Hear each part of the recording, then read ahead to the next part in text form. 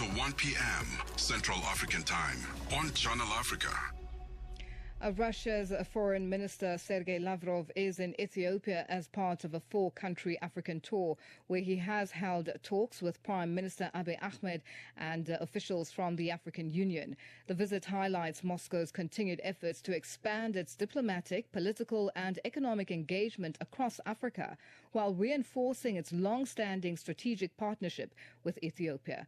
Lavrov's Africa tour is expected to focus on strengthening bilateral ties and advancing Russia's broader interests on the continent. And for more on this, we are joined on the line by political analyst Dr. Shingai Mangiza Mutiza. Dr. Mutiza, good afternoon, and thank you for joining us on Africa Update. Good afternoon, Lulu, and thank you for having me. Now, what is the significance of Sergey Lavrov's unannounced visit to Ethiopia and the other three countries that are still to be announced? Yes, it is, on the face of it, it appears rather curious that you have an Africa tour, which has not been announced, or rather the itinerary has not been publicized.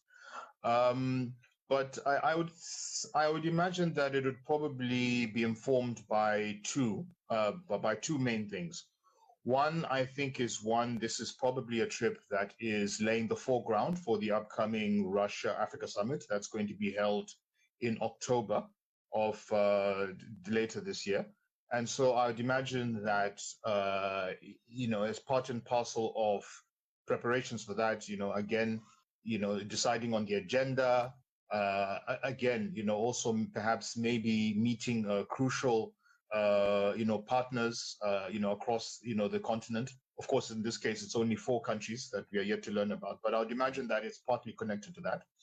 I would imagine that also the decision to not publicize the trip may be related to a number of other issues, or rather one other issue, largely to do with security concerns and perhaps, largely to do with security concerns. As you know, the Russian president, Vladimir Putin, of course, there's an international arrest warrant, at least issued by the ICC. This is obviously on the heels of, the war in Ukraine. So in recent months, there has been a much more aggressive push, particularly from NATO countries, in actually assisting the Ukraine. And this has not merely just been on the military front. I think this is also, assuming a much more diplomatic push, this push to sort of isolate Russia further. So I would imagine that pursuant to this, the Russian, the Russian Foreign Minister, Sergey Lavrov, perhaps had imagined that it would be more prudent for them to sort of rather just arrive. Of course, this tour would obviously have been arranged by the particular countries involved.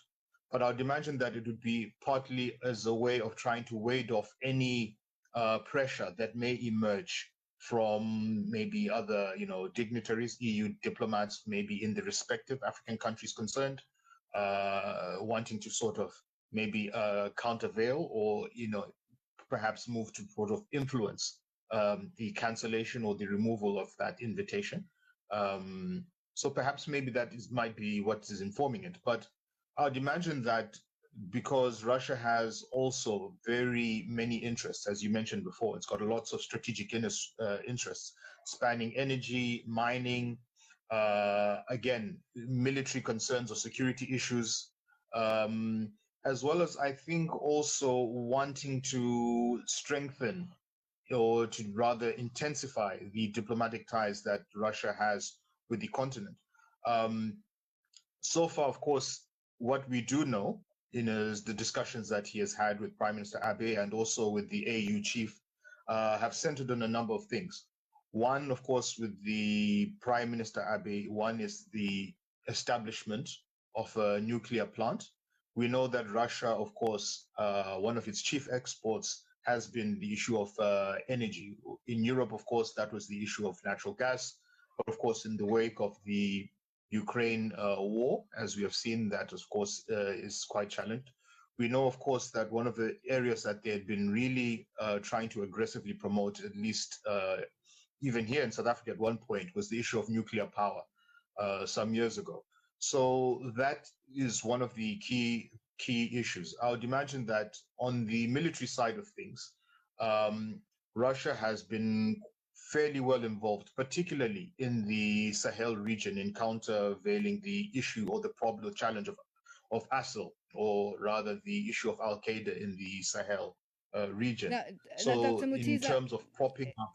Now, at a meeting Yes. with the head of the African Union, that's Mahmoud Ali Yusuf, Lavrov stressed the need for a greater African participation at the international level. Why is Africa's participation in international forums, such as the United Nations, key for Russia? I think it's part and parcel of the broader effort to kind of reform the United Nations. I think you recognize that the call for reform of the UN is not new, and Russia is certainly not the only voice that has been calling for this. In years past, we have seen countries such as India, Pakistan, even Germany have actually called for a reform and an inclusion of other countries, to reflect the changing geopolitical dynamics. As it is currently constituted, of course, we know that we have the P5, the permanent 5 members, and yet the changing security, economic, and political infrastructure that is there now is not really reflected in the in the structure of the UN, and so there is that push. Russia, I think, has strongly been pushing for it. I think we have seen they have been a strong advocate of the El-Zuwini consensus, which obviously advocates for a permanent seat of the African Union. I mean, we have the African Union, shortly after its inception in 2003, one of its key principal items in 2005 was a call for this creation of a greater presence. I think the fact that Africa, or the continent, should I say, the fact that economically we provide so many resources, and increasingly now in the way of key minerals like rare earths, we are finding that increasingly with things like lithium, the contribution of Africa, particularly as it concerns issues of energy security, it cannot be underscored or overlooked. So I think as more countries, African countries, also are absorbed into the BRICS, framework, their voice is going to become increasingly prolific. And so the natural extension to that would be having an African voice in the UN, because increasingly BRICS is going to have, a greater say, I think, in years to come, in terms of how global governance is conducted. In wrapping up, so I think what benefits could Ethiopia realistically gain from closer ties with Russia? Well, I think what's happening, is that Ethiopia, of course, I think geopolitically, I think the region within where it's located, that is obviously a region of great strategic importance. Of course, it's although it hasn't got access to a port, it of course is not very far from the Red Sea. It's a very powerful state in the Horn of Africa, and so I think to that extent it is of geopolitical interest.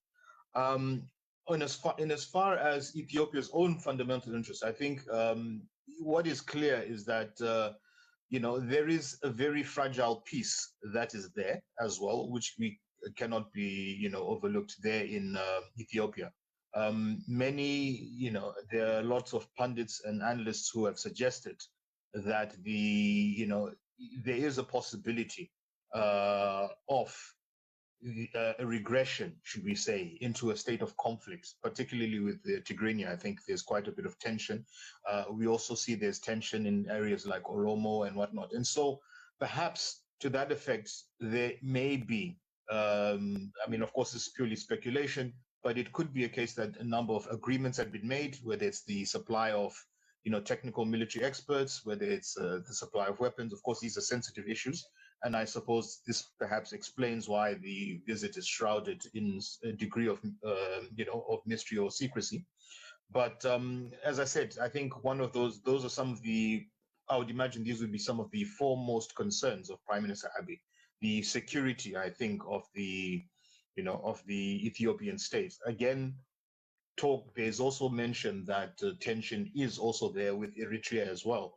So, as I said, as a region of geostrategic importance in the whole, the Horn of Africa, this would be of concern. Russia, as we had mentioned before, is expanding its footprint and its involvement in the African continent in various ways. And so I think it would be keenly looking or very interested in what's happening there. We know in neighboring countries such as Somalia, we have countries such as Turkey, we have the United Arab Emirates, Saudi Arabia, who have all established, their own diplomatic, or rather intensified their diplomatic interests there and strategic interests there. And so I think it's in one sense, it almost seems natural for Russia to be doing this. So when seen in that context, it begins to make a bit more sense. Dr. Mutiza, thank you so much for joining us on Africa Update. It's always a pleasure having you. Pleasure. Thank you for having me. That's political analyst Dr. Shingai Mangiza Mutiza joining us on the line. It is 21 after 12 Central African time. This is the Chart Topper.